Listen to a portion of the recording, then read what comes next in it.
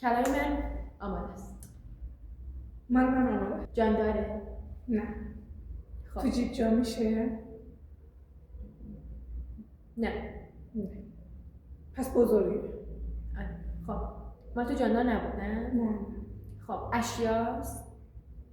نه. جاندار بود تو؟ نه.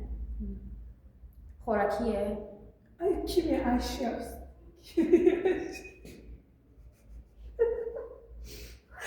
چرا؟ آماده.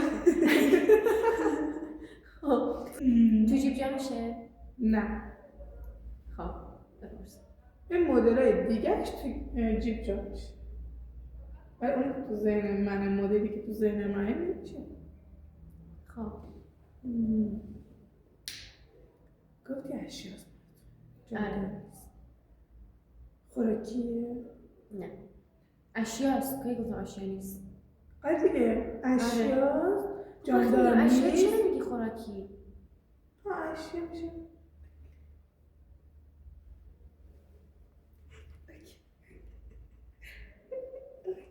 خیلی بامزه.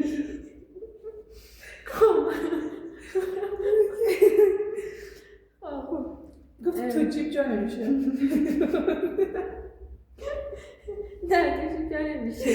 تو خیابونه؟ نمیشه تو خیابون نیست. نه تو خیابون نیست. پس تو خونه است. همونجا میشه استفاده. یعنی چی؟ اوکی خب. خب دوربینه؟ نه. خب کیفه؟ ولی یک کیف مدلش هم باید بگی آره که اینجوری. کیف کولی. خب خدافظ.